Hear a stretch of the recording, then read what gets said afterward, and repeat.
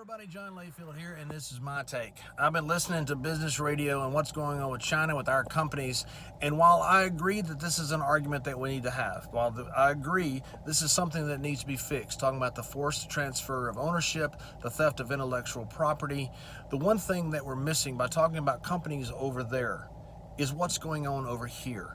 And to me, that is a much bigger threat to the future of the economic power of the United States.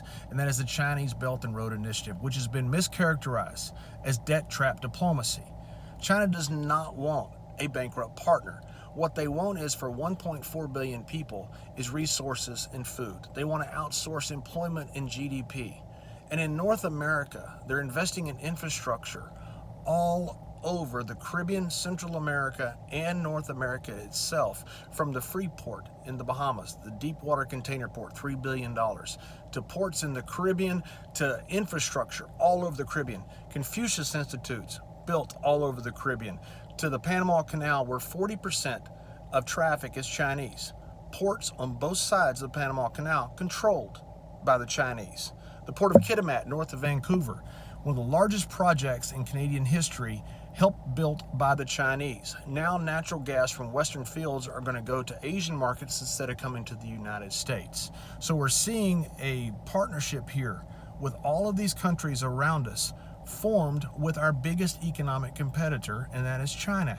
And I want to talk about the most egregious example, and that is Cuba. March 14th, 1958, the first sanctions went on to Cuba because of the Batista regime. 63 plus years later, we still have sanctions on Cuba, but they've gotten much worse. We're hoping that one day Cuban leaders are going to wake up and magically say, you know what, those Americans are right. Let's become a democracy. It's not going to happen. It hasn't happened. The definition of insanity is doing the same thing over and over, expecting different results, or it's the definition of politics. You see, the Cuban vote is a swing vote in the important swing state of Florida. So people keep a hard line.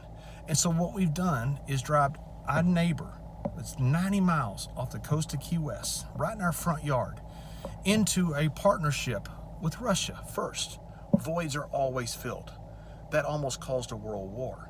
Now they're in partnership with China, our biggest economic competitor. China is now their biggest trading partner.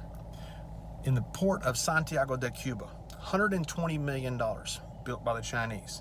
The port right by Havana, Mariel, which is the city that Mariel Hemingway was named after, built by the Chinese. Free economic zone, built by the Chinese.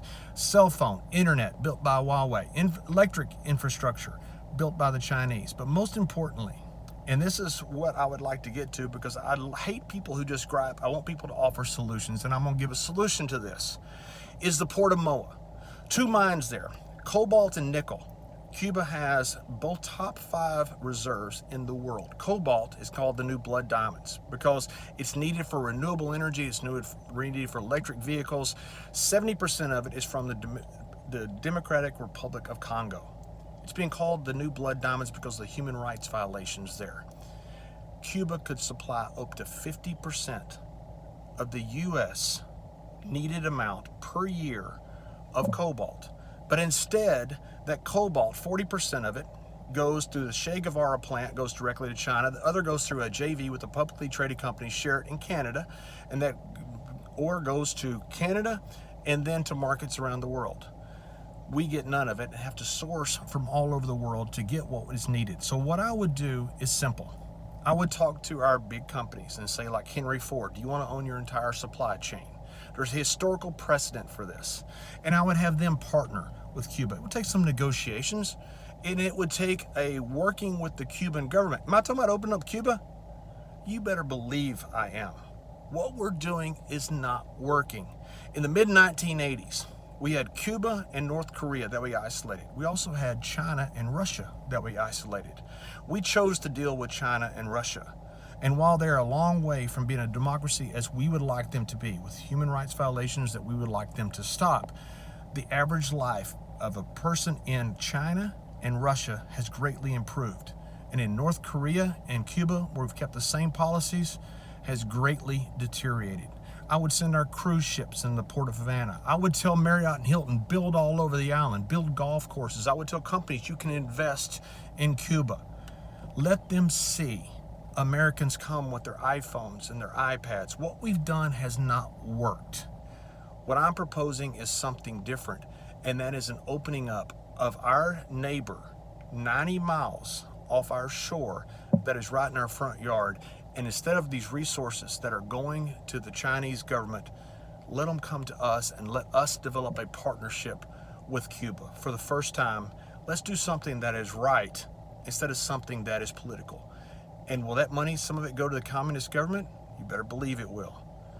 But we shouldn't treat them from anywhere else we're treating countries around the world because of political reasons. That's my take.